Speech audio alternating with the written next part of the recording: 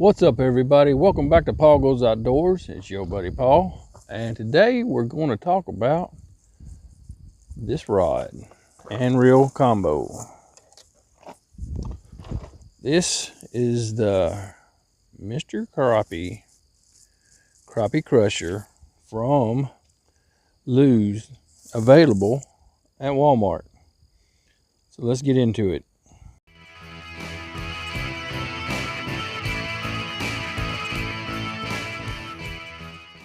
Guys, you're going to have to forgive me. I couldn't find my tripod or anything to make this video work. I mean, I could find the tripod, but I couldn't find the fitting to make my phone fit on it. So here's the rod and reel combo, available at Walmart. It's Mr. Crappie Crusher. It's in yellow and blue. It is a, let's look at the words here, get focused in. I don't know if you can read that, but it says light action, 2 to 8 pound line weight. Lure weight is 1/16 to 1/4 ounce. LB 24B. I don't even know what that means. And here's the reel, a little spinner reel. It's a 2-bearing system from Lew's. Says Crappie Crusher or Mr. Crappie on it. So let's talk about this rod and reel combo. All right, you've seen me fish with this, I think, a time or two. Heard me talk about it and how I didn't particularly seem to care for it. Well, it when I got it from Walmart and we got it out on the water and strung it up and hooked it up with a 1/16 ounce jig head, which is what I'm running on it right now. This is a Bobby Garland little swimmer bait type thing. The first thing that happened when I got on the water with it and started casting it is the eyelet, and the very first eyelet on the rod right here. This eyelet, the little thing in the middle of it that helps keep your string from rubbing and lets it slide easy, fell out. And I could not for the life of me get that thing to sit back up in there. So I wound up just cutting it off. I probably should have just taken it straight back to Walmart at that point and got my money back. It cost about 25 bucks, probably 27 with tax and all that. But it's a fun thing to fish with. It's a fun little rod. I have been out on Sportsman's Lake today. I devoted pretty much all day to it. I did fish around with some other stuff for just a little bit, but then the rest of the time I went over to the the rock I like to sit on and fished until a snake come up and crawled by my leg. Then I jumped up and got away from there and went over to straight into the corner, because I was actually trying to find me a crappie with it. No luck. I don't know how the crappie out there work. I don't know what you do to get them to bite other than just get them to bite randomly. You've seen where I've caught about 3 of them out there, and they're fun to catch on. But I did catch quite a few bluegill today, and I got a couple of bass on it, and I will show you the pictures of those. And they were nice sized. And this rod and reel being the small, it's about a 5 foot reel. 5 foot rod. It's, small, compact, and very, like I said, it's light action. It's very, very twitchy on the ends. That's one of the things I had to get used to, is that the twitching action. I'm used to I've been fishing my Hank Parker from Lou's, and doing it for the smaller fish, panfish type stuff. And the tip action, twitching action in that one is a lot easier for me to control. It's not quite as, but it's not a light action rod either. This guy, it's like very, very bendy.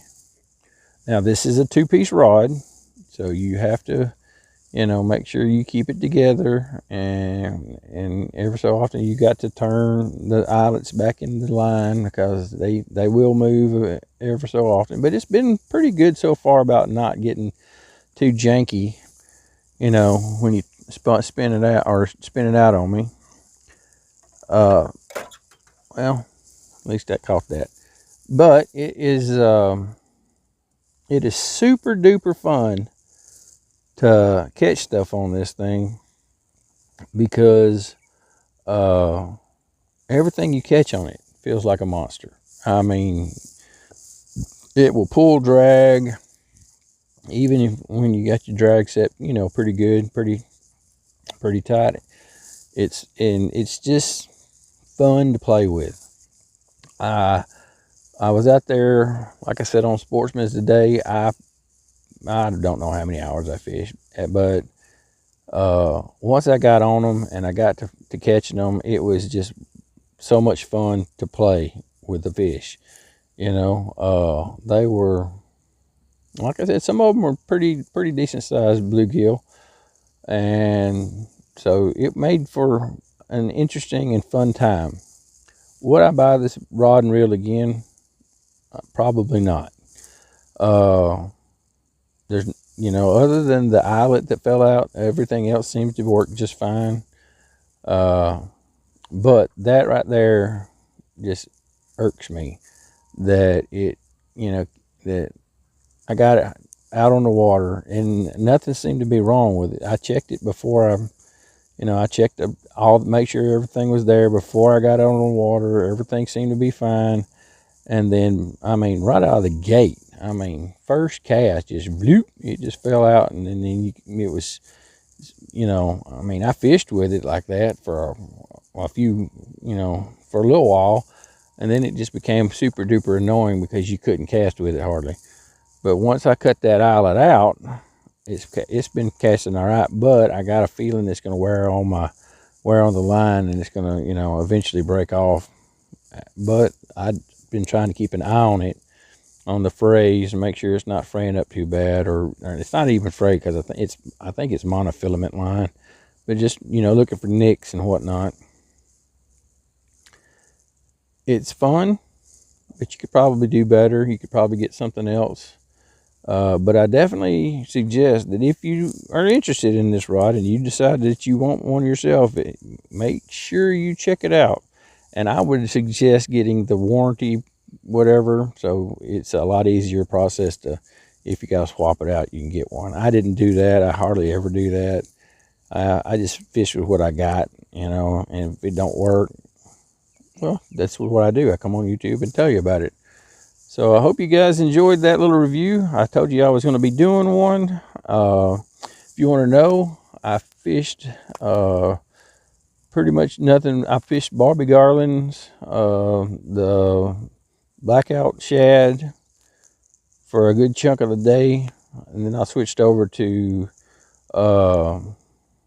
Berkeley gulps, 2-inch little shads.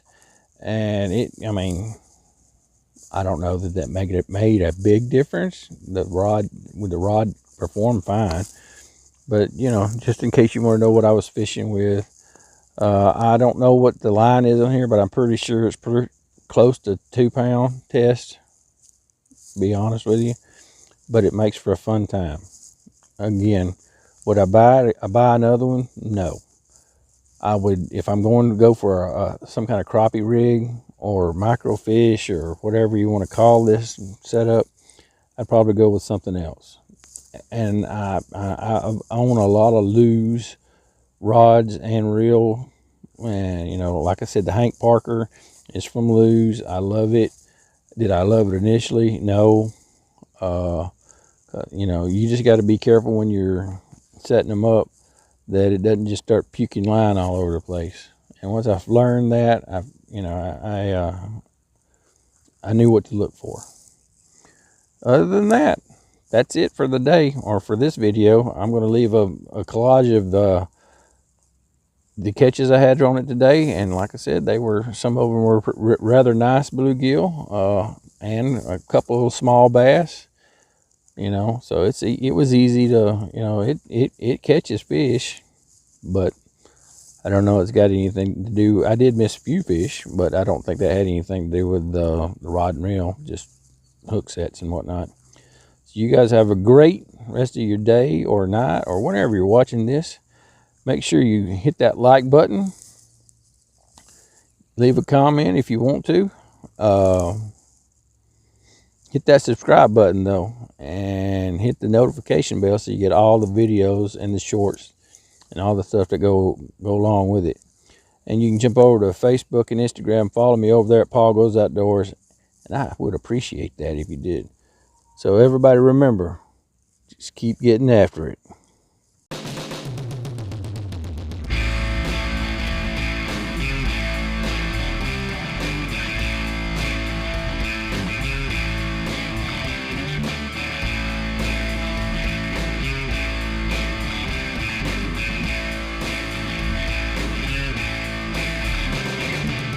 And I never want to comes up, looking for a life and a coffee cup.